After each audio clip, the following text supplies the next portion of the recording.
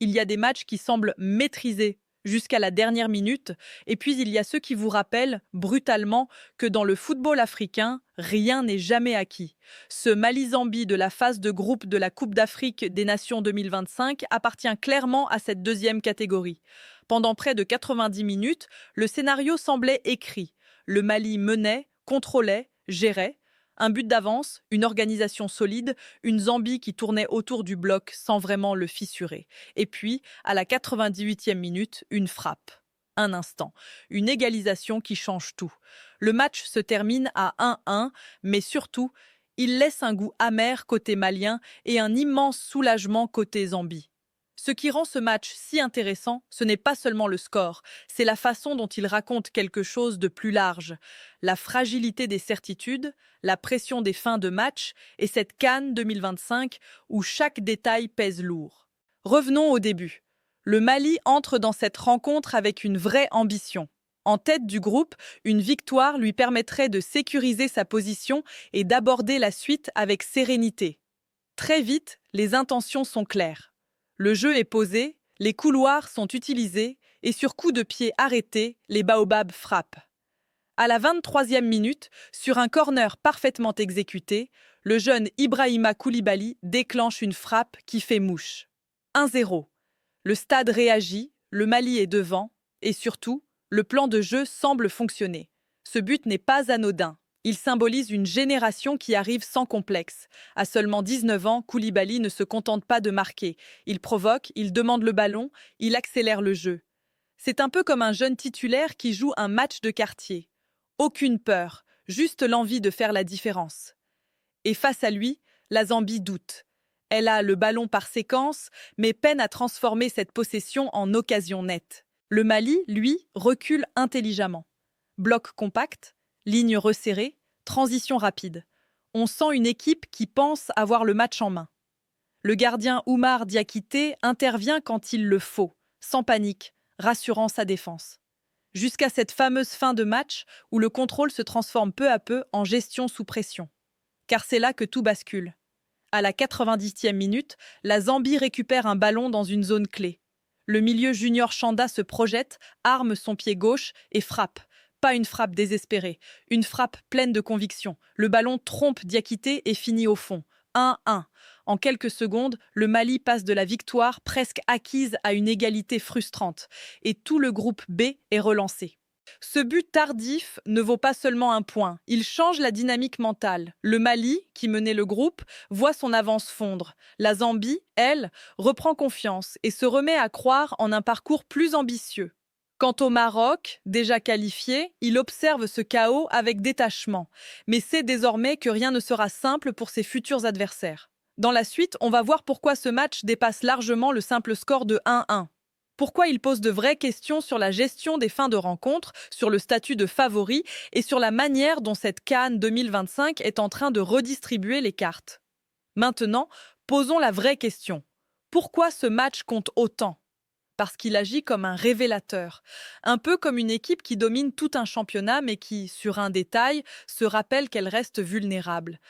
Ce Mali-là a montré de la maîtrise, du talent, de la cohérence, mais aussi une forme de fragilité mentale dans les derniers instants. Être en tête d'un groupe, ce n'est pas seulement une question de points, c'est une pression invisible. Chaque minute qui passe, chaque ballon dégagé, chaque faute évitable devient un rappel. On est en train de gagner, ne gâchons rien. Et souvent, c'est précisément ce réflexe qui provoque le basculement. Le Mali a cessé de jouer pour marquer et a commencé à jouer pour protéger. Subtil, mais décisif. En face, la Zambie a joué un tout autre rôle, celui de l'équipe qui n'a plus grand-chose à perdre. Menée, bousculée, parfois imprécise, elle n'a pourtant jamais totalement renoncé. C'est un peu comme un boxeur acculé dans les cordes. Il encaisse, il recule, mais il garde ce coup en réserve. Junior Chanda incarne parfaitement cet état d'esprit. Peu en vue pendant de longues minutes, mais lucide au moment clé. Tactiquement, le match raconte aussi beaucoup de choses. Le Mali s'est appuyé sur un bloc médian, bien organisé, cherchant à couper les lignes de passe plutôt qu'à presser haut. Une stratégie cohérente, surtout avec l'avantage au score. Mais cette organisation a un coût. Elle demande une concentration constante. À la moindre seconde de retard, à la moindre mauvaise orientation du corps, l'espace apparaît. Et c'est exactement ce qui se produit sur l'égalisation. La Zambie, elle, a progressivement modifié son approche. Moins de centres forcés, plus de frappes lointaines, plus de ballons récupérés dans l'axe. Ce n'est pas spectaculaire, mais c'est pragmatique. Et dans une CAN où les terrains, la fatigue et la pression jouent un rôle énorme, ce pragmatisme peut suffire à renverser une dynamique. Parlons aussi des erreurs fréquentes de lecture autour de ce genre de match. Première erreur, croire que l'équipe qui domine tactiquement gagne forcément. Faux. Le football africain, surtout en phase de groupe, récompense souvent la résilience plus que la domination. Deuxième erreur, réduire ce match à une faute du gardien. Diakité fait un match solide. L'égalisation est avant tout le résultat d'un déséquilibre collectif, pas d'un individu isolé. Troisième erreur, sous-estimer l'impact psychologique d'un but tardif. Ce genre d'action peut transformer tout un tournoi, pas seulement un match. Alors, concrètement, qu'est-ce qu'il faudra surveiller lors du prochain match du Mali? D'abord, les 15 dernières minutes, le comportement sans ballon, la hauteur du bloc, la capacité à continuer de jouer vers l'avant. Ensuite, l'utilisation des jeunes profils offensifs. Koulibaly a montré qu'il pouvait être plus qu'un simple dynamiteur de couloir. Il peut devenir un point d'équilibre. Enfin, la réaction mentale après un coup dur. Est-ce que le groupe se referme ou est-ce qu'il repart avec encore plus de détermination? Pour la Zambie, les signaux sont différents. Si l'équipe parvient à répéter cette intensité, à multiplier les récupérations hautes et à libérer ses milieux dans la zone de frappe, elle devient un adversaire très inconfortable. Pas forcément favorite, mais dangereuse. Et dans une compétition comme celle-ci, être dangereux vaut parfois autant que d'être favori. Dans la suite, on va entrer encore plus en profondeur. On va voir les scénarios possibles pour la fin du groupe, les ajustements que chaque sélection peut tenter et surtout, comment lire les premières minutes du prochain match pour comprendre immédiatement si le Mali a digéré ce coup dur ou s'il en porte encore les traces. Alors passons maintenant aux scénarios possibles parce que c'est là que ce nul prend toute sa dimension. Dans un groupe aussi serré, chaque option devient une équation. Pour le Mali, tout dépendra de l'approche mentale face au Maroc. Continuer à jouer avec prudence ou assumer davantage, quitte à prendre des risques mesurés. Si le Mali décide de baisser le rythme trop tôt, il s'expose à revivre exactement le même scénario. Domination stérile, puis tension, puis sanction possible. Une variante intéressante serait un bloc légèrement plus haut en début de match. Non pas pour presser de façon désordonnée, mais pour envoyer un message clair, on ne subit pas. Cela permettrait aussi de libérer davantage les ailes, notamment avec un Ibrahima Koulibaly plus souvent face au jeu. Quand il reçoit le ballon arrêté, il devient prévisible. Quand il reçoit lancé, il devient dangereux. C'est une nuance simple mais fondamentale. Côté zambien, le nul change tout. Psychologiquement, c'est presque une victoire.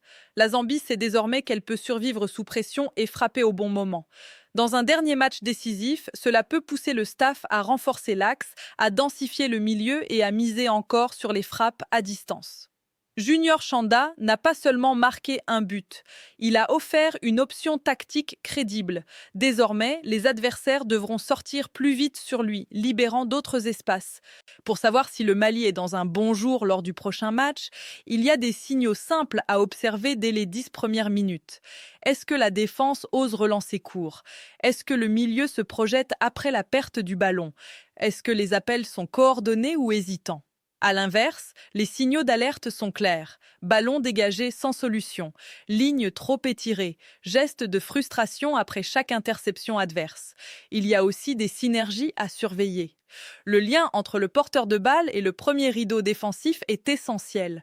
Quand le milieu malien coupe bien les trajectoires, la défense respire. Quand ce lien se rompt, tout devient plus fragile. Même chose côté zambien. Si Chanda est soutenu rapidement après récupération, l'équipe gagne 20 mètres sans effort. Sinon, elle retombe dans une possession stérile. Quelques questions reviennent souvent chez les supporters. Pourquoi le Mali semble parfois maîtriser sans tuer le match? Parce que la gestion de l'avance demande une maturité collective qui s'acquiert avec l'expérience. Pourquoi la Zambie est-elle si imprévisible? Parce qu'elle alterne phases passives et éclairs offensifs, ce qui rend sa lecture difficile. Pourquoi un match nul peut-il tout changer? Parce qu'en phase de groupe, la dynamique compte parfois autant que le classement. Si tu veux suivre cette fin de groupe comme un vrai supporter expert, voilà un petit plan simple. Revois les 20 dernières minutes du match Mali-Zambie. Observe les déplacements sans ballon, pas seulement le but. Regarde comment les équipes se replacent après une perte. Identifie les joueurs qui demandent le ballon sous pression. Ce sont souvent eux qui décident du sort d'un match serré. Et avant de conclure, un rappel important. Le football reste un sport d'incertitude. Pas de haine, pas de certitude absolue, pas de jugement définitif sur un joueur ou une équipe après une action. Respect du fair play, respect des adversaires et toujours un regard critique sur ce que l'on voit. Si cette analyse t'a aidé à mieux comprendre ce match et les enjeux du groupe, pense à t'abonner, à laisser un like et surtout à partager ton point de vue en commentaire. Dans la prochaine analyse, on se penchera sur un autre match de cette CAN 2025 qui pourrait lui aussi bouleverser la hiérarchie.